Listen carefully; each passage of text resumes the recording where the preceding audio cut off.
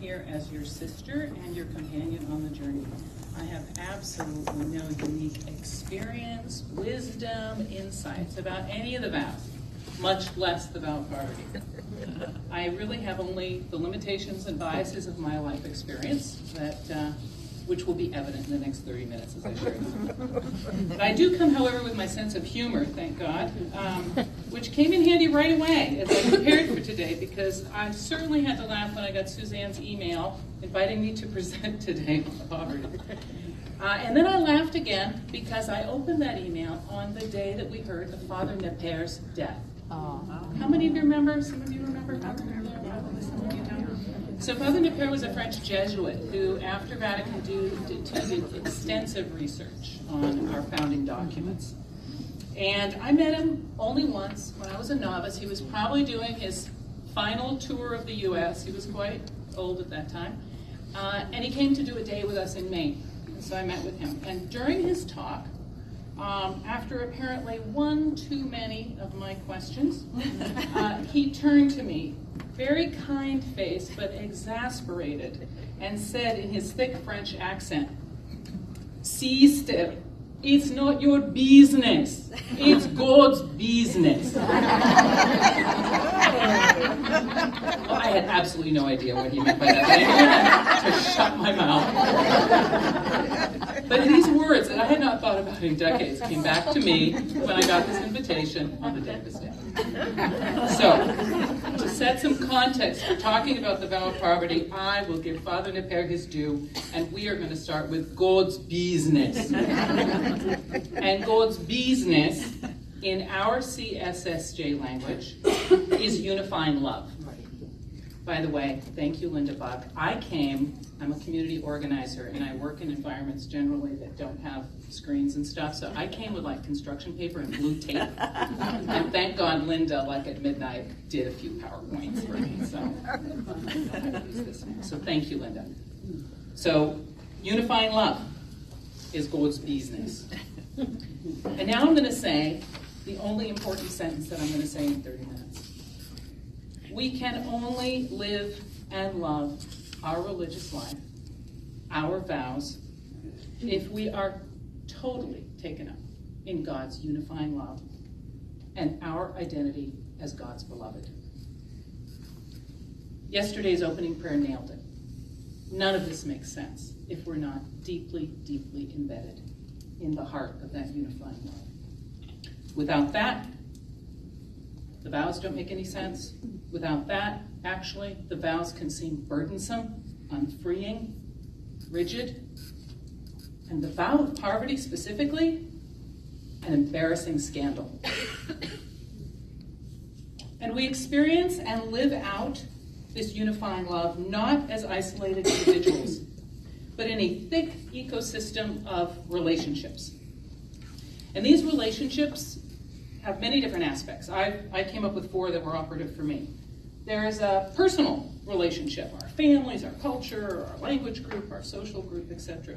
There's a communal network of relationships, whether it's our congregations or provinces, our federation, our local community, our ministerial communities, our parish communities.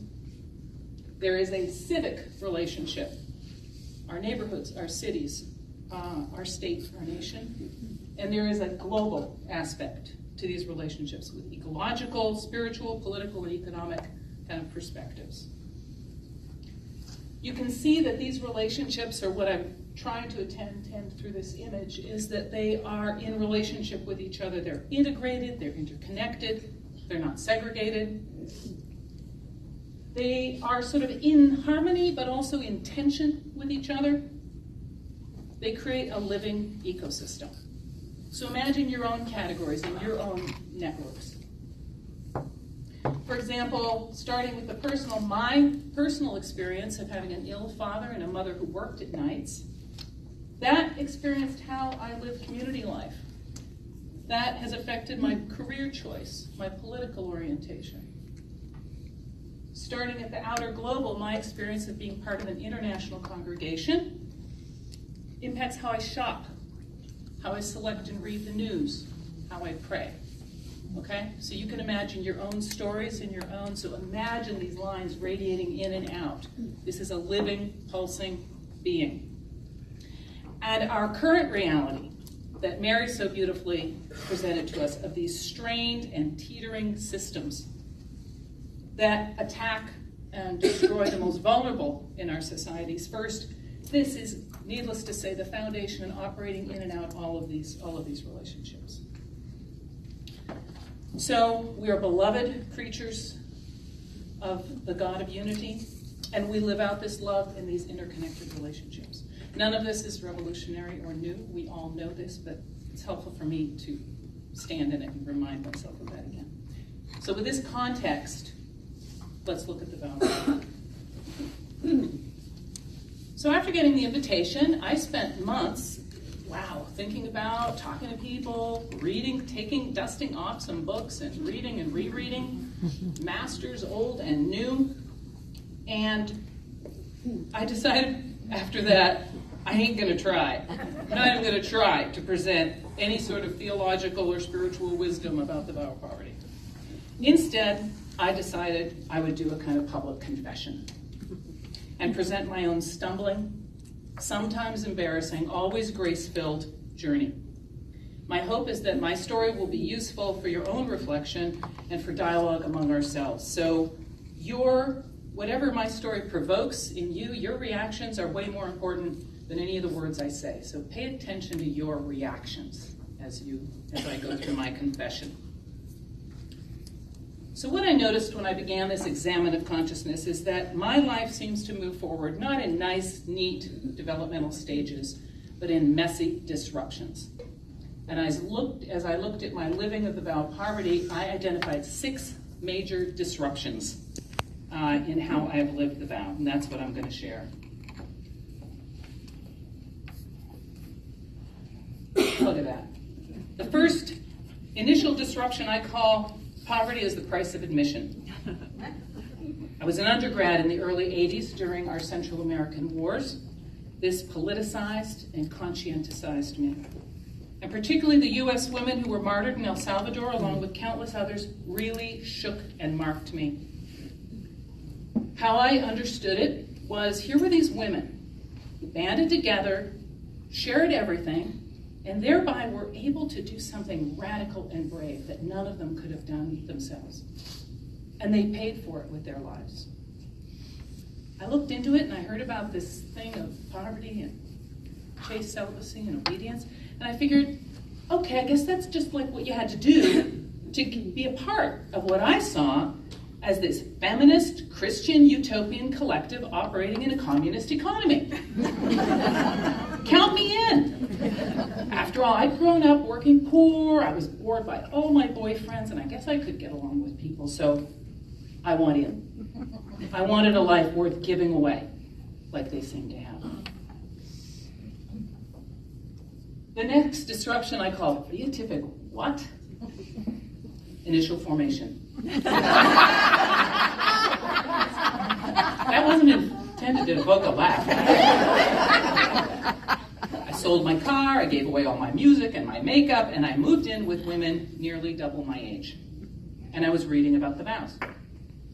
One author talked about poverty as a prefigurement of the beatific vision. Again, I had no idea what I was talking about.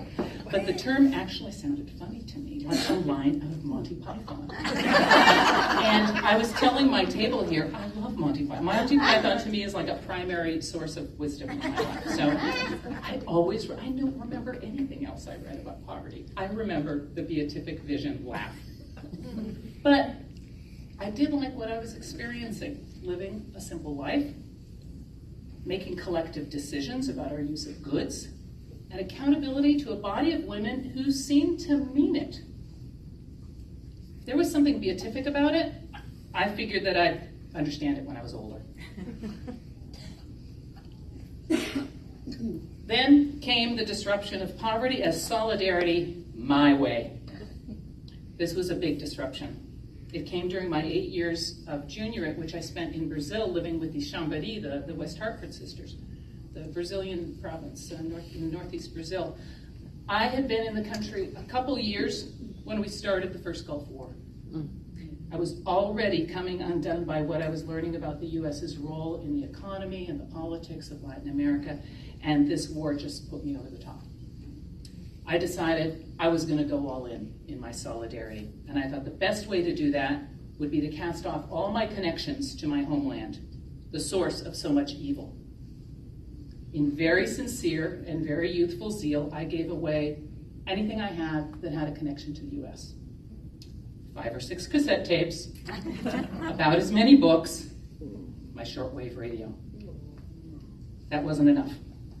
I let my hair grow long, like the local women. I decided to sew and wear all my own clothing, like the local women. I stopped shaving my legs. I refused to ride in US-made vehicles and instead rode a rickety bicycle all over town. There is one existing photo of that era. And it really is ridiculous. Here's this huge, serious-looking white woman with long, stringy hair, a baggy dress, astride a banged-up bike, surrounded by these dignified, smiling local women in their worn but neat clothes and their neatly pulled-back hair. The sublime of my purity hit the ridiculous of reality when a base Christian community leader, a very poor woman, came to see me about a week before the big annual parish feast day, which was the biggest day all year. She asked me the strangest thing. Did I need something to wear? Perplexed, I said, no. It took me a couple days to realize that she was sent as an envoy by the women of the base Christian communities. I was embarrassing them. It shook me to my core.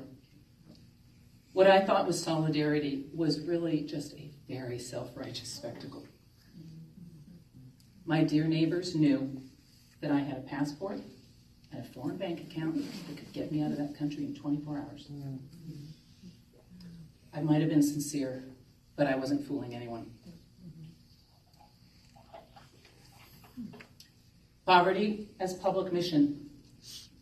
After returning to Maine to make my final vows, I went to graduate school in Boston, where I lived with the Boston CSSJ. Thank you. Then I started a 22-year career as an interfaith community organizer, first along the Texas-Mexico border for about 12 years, and then in California, where most recently I lived with the Corona CSSJ. My world got bigger. I was working with rich diversity of races and cultures and faith traditions and language groups. My interior spiritual intentions about my life began to be suspect to me. I thought, I made public vows within a church and a religious congregation with a public mission. My religious life needed to have a public and even political significance. Could the vow of poverty be a public form of economic resistance? This way of seeing poverty has roots in the prophetic tradition, which Mary began speaking about today, and I'll continue. The prophetic tradition knows and remembers how to follow the money. And when you do follow the money, you see an economy of extraction that regularly transfers wealth from the poor to the elites. It did then, it does now. The prophets then come out of nowhere with no credentials, resourced only with their poetry and their proclamations to challenge the king, to challenge consumerism, and to reoccupy space for the excluded. I began to wonder which side of this equation religious life was on. Did my seemingly symbolic personal gestures of poverty within an overall life of undeniable community wealth mean we were the elites? Then came the fall.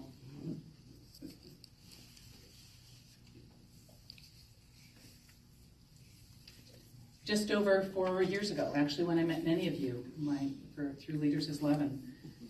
It was during a 9-month sabbatical, a privilege of the elites if there ever was one.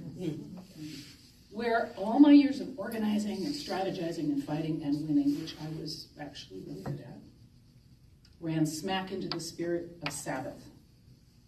A spirit which stripped me of all my doing, and through a series of wonderful disruptions helped me to fall again into God.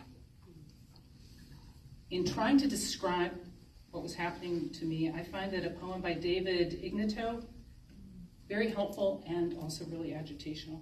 It's called For Yedi. Looking out the window at the trees and counting the leaves, listening to a voice within that tells me nothing is perfect, so why bother to try? I am a thief of my own time. When I die, I want it to be said that I wasted hours in feeling absolutely useless and enjoyed it, sensing my life more strongly than when I worked at it. Now, I know myself from a stone or a sledgehammer.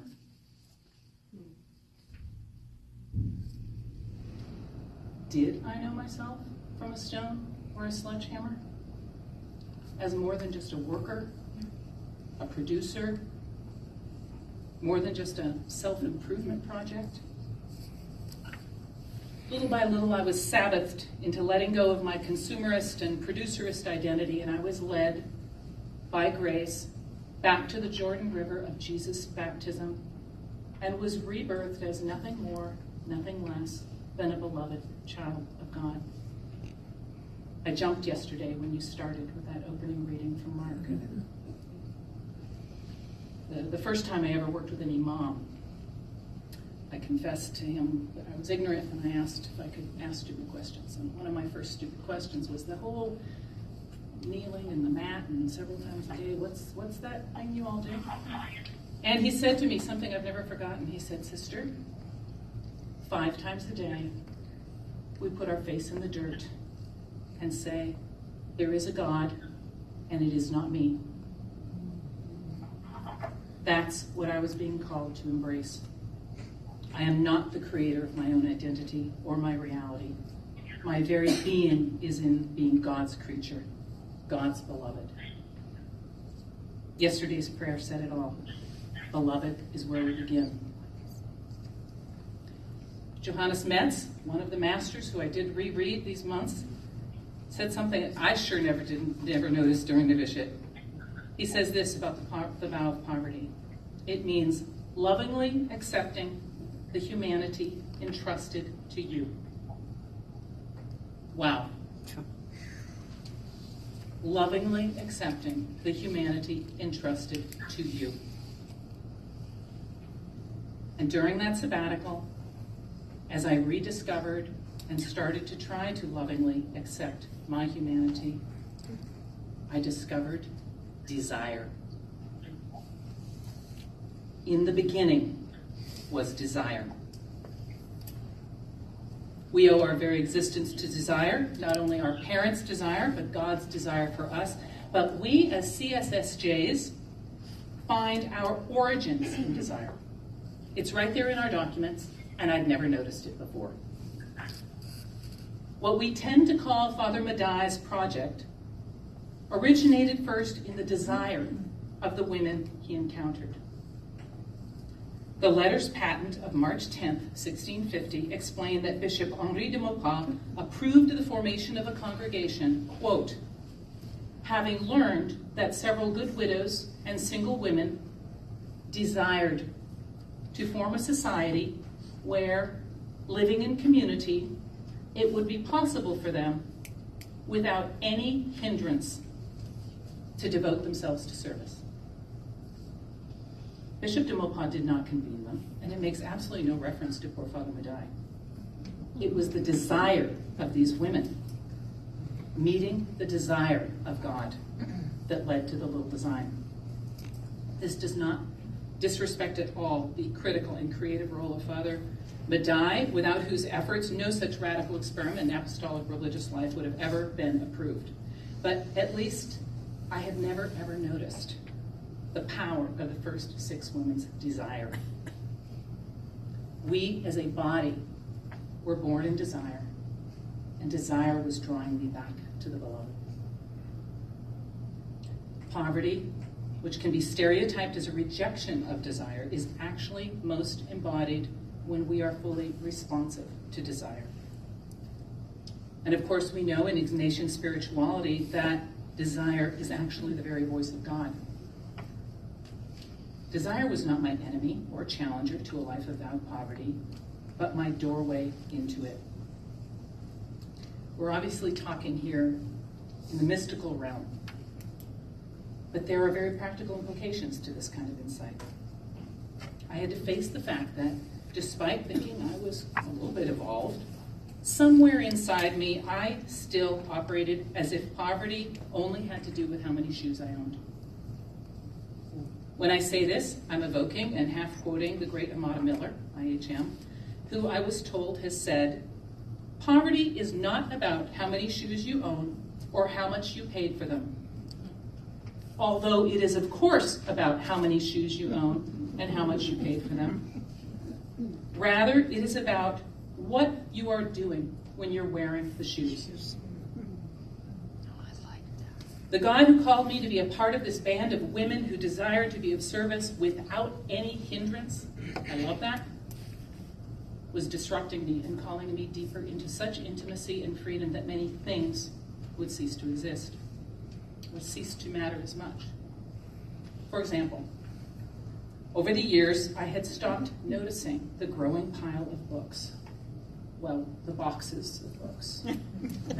Well, I do too. Actually, the bookcases of books that I was hauling around from move to move. I had not asked myself why, with libraries and in this digital age, and with every sister having the same books on her bookshelf, I insisted on setting up actual walls of books wherever I lived.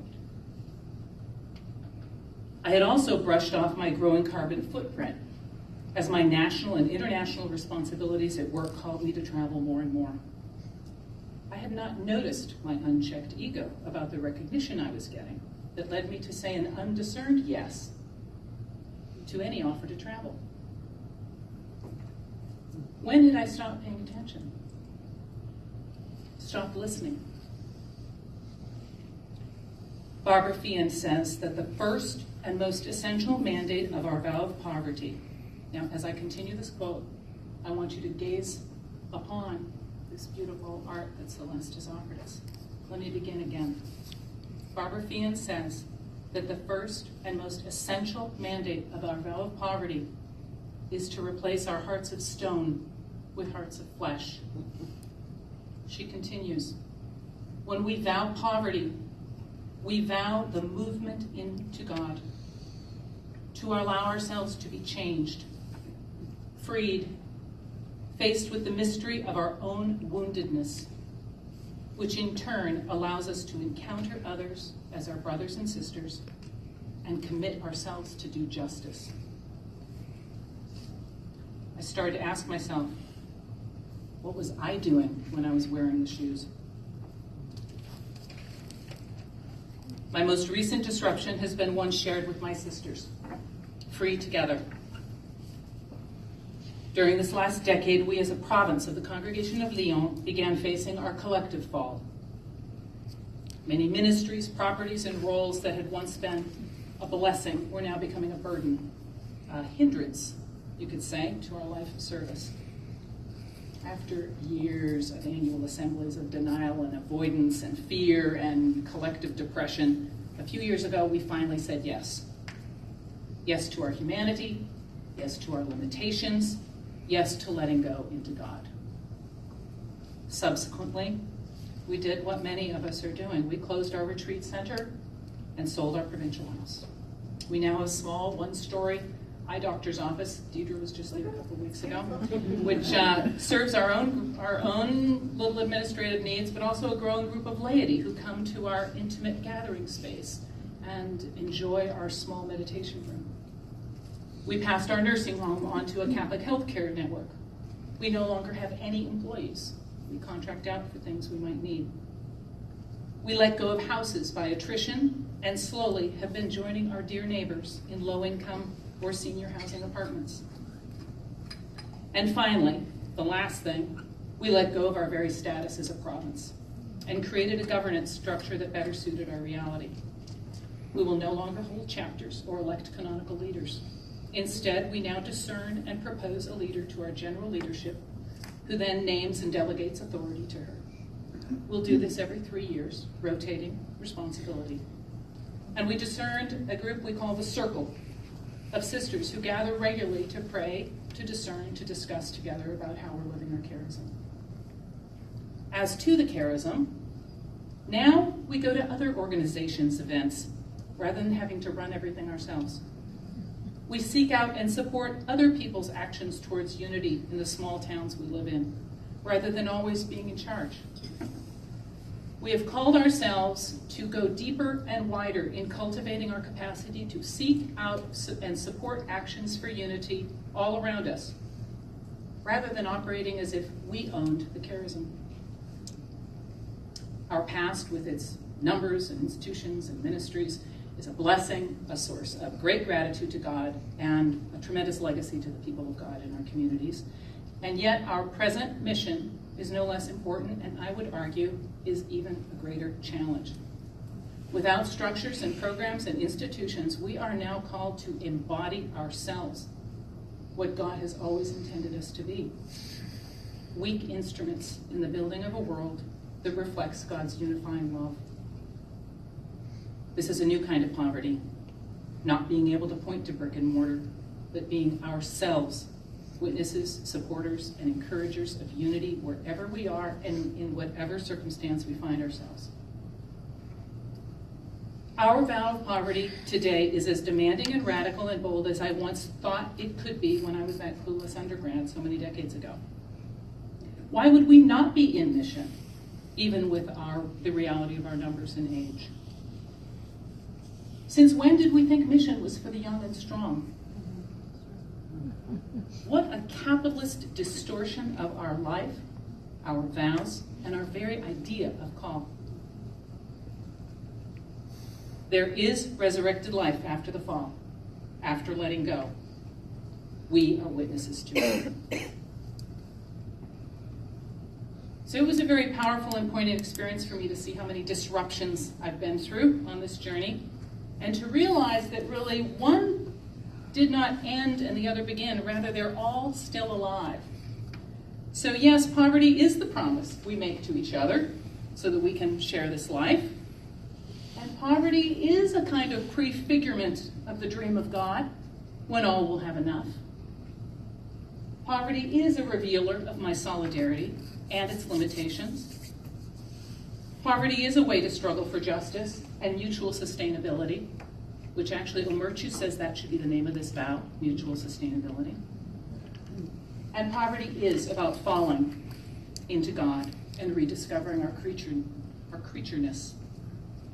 And finally, poverty is about letting go together and letting come what God may have dreamt for us all along.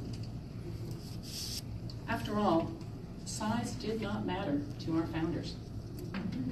Remember the Eucharistic letter. We're to be a house without a house. We're to be a congregation without a congregation. We're to be a body without a body. Omerchu speaks about the vows as this. Listen to this. And think about this image of these relationships. He says the vows are centers of values radiation, fostering the unfolding of the reign of God on earth. Wow. Imagine the power of our lives being so strong that it radiates out through all of these levels of relationships. It indeed is God's business. And I'm so grateful to be a beloved collaborator with God in this little design.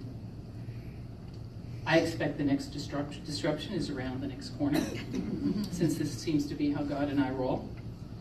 I'm grateful for the journey and the challenge and the vulnerability of having to articulate it with you today.